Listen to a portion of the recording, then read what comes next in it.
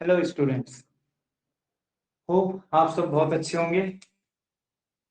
हम लोग आपके लिए एक नया चैप्टर लेके आए हैं, 12th का इलेक्ट्रोकेमिस्ट्री।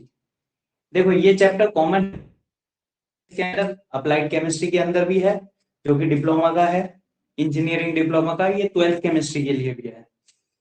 बहुत अच्छा टॉपिक है, टर्म 2 का टॉपिक है, जो इस बार हमारे बोर्ड एग्जामिनेशन में आएगा। बहुत ही शॉर्ट फॉर्म में इसे देख लेते हैं। बहुत इंपॉर्टेंट पार्ट है, इसमें से क्वेश्चन 101% आएगा ही आएगा। लेट्स सी, इसे स्टार्ट करते हैं। सेल देखो, हमारे दो टाइप के होते हैं, एक होता है इलेक्ट्रोकेमिकल सेल और एक होता है इलेक्ट्रोलिटिक सेल। हम इधर बात करेंगे इलेक्ट्रोकेमिकल सेल कैसे बोलते हैं। A cell which convert chemical energy into electrical energy. किसी भी सेल की रिप्रेजेंटेशन के लिए हम यहाँ पे कह सकते हैं, सेल को रिप्रेजेंट कब करा जाता है, जब किसी भी मेटल को उसी के ही सॉल्यूशन में रखा जाए। तो इधर देखो, जिंक को, मेटल को किस में रखा गया, जिंक सल्फेट, और को किस में रखा गया, कॉपर सल्फेट सॉल्यूशन में, जिसकी वजह से दो इलेक्ट्रोड जनरेट होते हैं।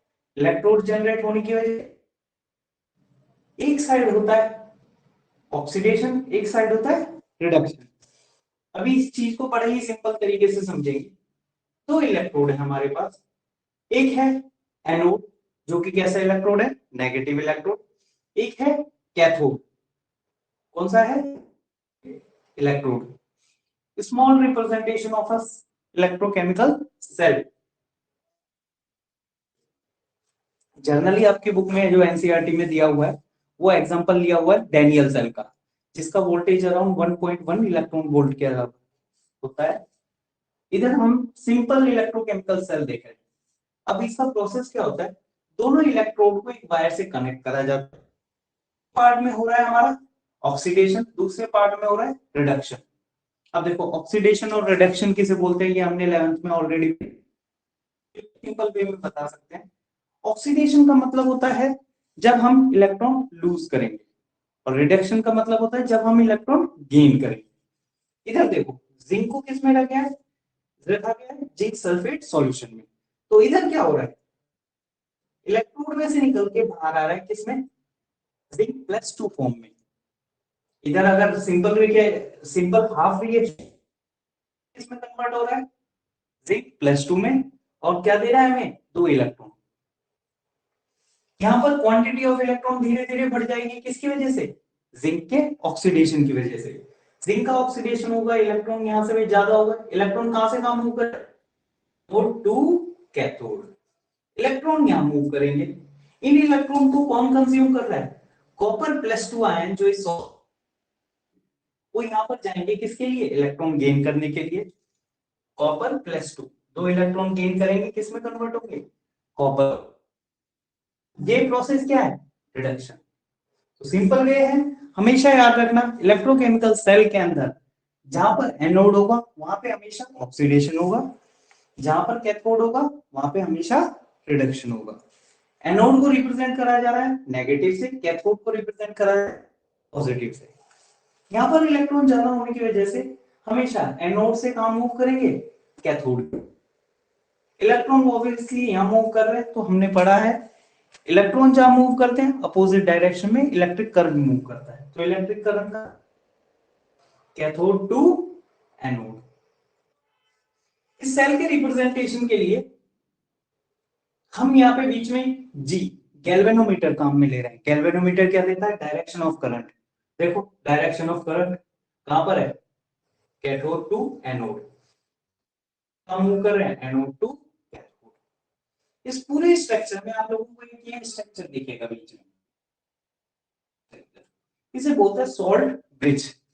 बेसिकली इसका थोड़ा सा बता देते हैं। सॉल्ट ब्रिज बेसिकली एक स्ट्रक्चर होता है यूट्यूब के अंदर, अगर अगर या फिर जिलेटिन भरा जाता है in the presence of hot concentrated, या तो पोटेशियम नाइट्रेट काम में लिया जाता है, उसके साथ इसे फिलअप करा जाता है।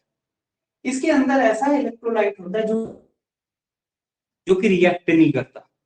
ये क्या करता है, बैलेंस मेंटेन करके रखता है दोनों ही सोल्यूशन। एनोड में जिसे एनाइन चाहिए उन्हें एनाइन प्रोवाइड कर देता है, जिसे कैटाइन चाहिए उन्हें कैटाइन प्रोवाइड कर देता है, जिसकी वजह से एक एलएलजेपी एक इनर्ट पोटेंशियल होता है वो जनरेट नहीं होता सॉल्ट ब्रिज की प्रेजेंस में। अब देखो हाफ सेल रिएक्शन अगर हम देखेंगे जिंक की तो क्या हो रहा है, ऑक्सीडेशन। हाफ सेल रिएक्शन देखेंगे तो क्या हो रहा है, कैथोड में रिडक्शन।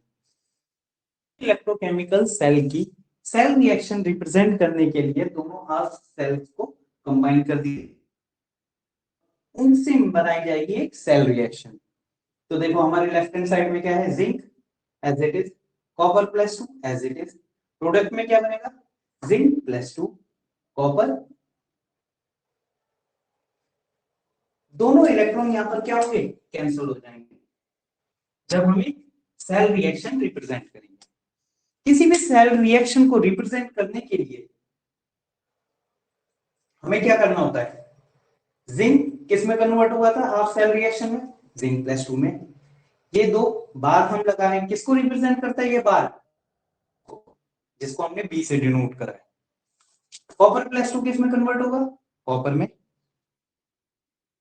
रिप्रेजेंटेशन ऑफ सेल का तरीका शॉर्ट फॉर्म है, ट्रिक है याद करने के लिए, हमेशा ए बी सी को फॉलो करना है। A means anode where the oxidation take place, B means salt bridge, C means cathode where reduction take. ये है रिप्रेजेंटेशन ऑफ सेल का तरीका, ए बी सी। एक और चीज बता देता हूं साथ में, हमेशा इलेक्ट्रोकेमिकल सीरीज होती है हमारी, इलेक्ट्रोकेमिकल सीरीज में जो ऊपर आता है वो हमेशा एनोड बनता है, जो नीचे जाता है कैथोड बनता है। तो इसलिए क्यों, क्योंकि ऊपर वाला नीचे को हमेशा रिप्लेस कर सकता है। जिंक रिप्लेस कर सकता है किसको, कॉपर को, बट कॉपर रिप्लेस नहीं कर सकता किसको, जिंक को। इसलिए जिंक हमारा है यहाँ पे एनोड और सी हमारा है कॉपर यहाँ पे है। ये बेसिकली रिडक्शन पोटेंशियल टेबल होती है इलेक्ट्रोकेमिकल सीरीज की। अगर आप बुक में देखो तो टॉप पर हमारे क्या था इलेक्ट्रोकेमिकल सीरीज में, अगर हम देखेंगे तो रिडक्शन पोटेंशियल के अकॉर्डिंग लिथियम आता है, जिसका रिडक्शन पोटेंशियल माइनस में 3.04। टॉप टू बॉटम चलेंगे, मिनिमम किसका होता है रिडक्शन पोटेंशियल, फ्लोरीन का, जो कि टेबल में सबसे नीचे आता है क्योंकि उसका ऑक्सीडेशन पोटेंशियल। इन सारी चीजों को रिप्रेजेंट करने के बाद हम आगे बढ़ेंगे, स्टैंडर्ड इलेक्ट्रोड पोटेंशियल उसे किससे रिप्रेजेंट करा जा रहा है, ई नॉट से। कंडीशन है स्टैंडर्ड इलेक्ट्रोड पोटेंशियल हमेशा किस टेम्परेचर 5 डिग्री सेल्सियस पे, प्रेशर होगा 1 atmospheric, concentration of solution 1 molar. According to the IUPAC हमेशा ये माना जाता है reduction potential is always taken as a equal to minus of potential. इसी चीज को अगर हम आगे लेके जाते हैं तो हमें ईएमएफ ऑफ सेल भी निकालना होता है इस इलेक्ट्रोकेमिकल सेल का। तो ईएमएफ ऑफ सेल को हम रिप्रेजेंट कर रहे हैं कैसे, ई सेल से। ई सेल को जब भी कैलकुलेट करना होता है, कैसे कैलकुलेट कर, ई cathode minus E anode. Cathode की मतलब इलेक्ट्रोड, ये क्या है, इलेक्ट्रोड पोटेंशियल की वैल्यू कैथोड की माइनस एनोड की। कई बार बुक्स में देखा हुआ आप लोगों ने इसे एलएचएसआर। तो हमेशा देखो सेल रिप्रेजेंटेशन का तरीका होता है कैथोड किधर की साइड है, हमारा राइट हैंड साइड है, इसलिए एनोड हमारा कहाँ है, लेफ्ट हैंड साइड है, तो एलएचएस। अब इसको याद ना रख के आप इसको याद रख लो, ई कैथोड माइनस ई एनोड या ई आरएचएस माइनस एलएचएस। समझ में आ रहा है स्टूडेंट्स, चीजें हैं आप लोगों को, cell representation, half cell reactions, cell reactions, representation of cell reaction बता दिया। उसके बाद हमने स्टैंडर्ड इलेक्ट्रोड पोटेंशियल कैसे लेते हैं इन कंडीशंस में। रिडक्शन पोटेंशियल हमारे किसके, minus of oxidation potential, minus of oxidation potential values जो दी होती है उनके अकॉर्डिंग रख दी जाती है। ईएमएफ ऑफ सेल निकालने के लिए फॉर्मूला होता है E cell equal to E cathode minus E anode. या फिर हम कह सकते हैं ERHS माइनस LHS। इसी को ही आगे लेके हम चलते हैं तो हमें एक इक्वेशन है, बहुत इंपॉर्टेंट इक्वेशन है, जिसे Nernst equation, E equal to E not minus RT divided by NF log product upon reactant. देखो स्टूडेंट, शॉर्ट में मैं बता देता हूँ ये रिएक्शंस कहाँ से ली जाती है। थर्मोडायनेमिकली हमें पता है जी माइनस NFE सेल से, उसी का ही हम लॉग लेते हैं। जी हमारा क्या होता है, free energy to done a work. उधर से हम एक काइनेटिक एनर्जी हमारी एक्टिवेशन एनर्जी की उससे ड्राइव करके लाया जाता है ये इक्वेशन को। नर्स्ट इक्वेशन को अभी हम इतना याद रखते हैं, E EMF of the cell, E not electrode potential minus RT। R represent किसको करेगा यहाँ पे, गैस कांस्टेंट। गैस कांस्टेंट की जूल में लेंगे तो 8.314 joule mole inverse kelvin inverse. Calorie में इसकी वैल्यू 2 हो जाती है in kelvin. And number of electron transfer during the cell reaction, अगर यहाँ पे देखें तो सेल की वैल्यू क्या होगी, 2। कितना इलेक्ट्रॉन ट्रांसफर हुआ है, 2 during the cell reaction. F होता है हमारा फेरेडे कांस्टेंट, जिसकी वैल्यू कितनी होती है, 96500 कूलम। अगर हम इन सारी वैल्यूज को यहाँ पे रिप्रेजेंट इक्वल, तो इसकी वैल्यू किसके बराबर आएगी, 0.0591 के। तो इस चीज को हमें बार बार ना करना पड़े तो हमें एक बार कैलकुलेट करके रख लेते हैं। आप लोगों को नर्स्ट इक्वेशन ये याद, ये है product upon concentration of reactant. देखो अगर मैं इस सेल रिएक्शन की बात करूं, ये हमारे लिए प्रोडक्ट है, ये रिएक्टेंट है।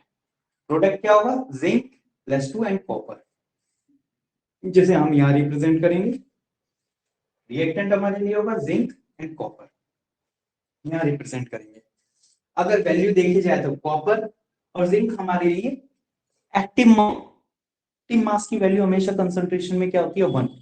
मोलर डेंसिटीज की वैल्यू इनकी चेंज नहीं होती, इसलिए इनको 1 लिया जाएगा, ये कैंसिल हो जाएगा। केवल क्या बच जाएगा, यहाँ पे प्रोडक्ट की बात करेंगे तो जिंक प्लस 2 बच जाएगा, इधर बात करेंगे तो कॉपर प्लस 2 बच जाएगा।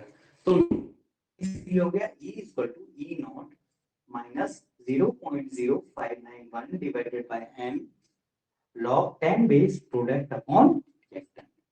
तो ये था हमारा नर्स्ट इक्वेशन। इलेक्ट्रोकेमिस्ट्री का बहुत इंपॉर्टेंट पार्ट है ये, सेल रिप्रेजेंटेशन, ई सेल कैसे निकालते हैं, नर्स्ट इक्वेशन कैसे निकालते हैं, और भी चीजें हैं इस चैप्टर में, वो हम जब नेक्स्ट वीडियो बनाएंगे उसमें देखेंगे। वो आपको पसंद आया होगा, अगर पसंद आया तो प्लीज लाइक करें और सब्सक्राइब करें।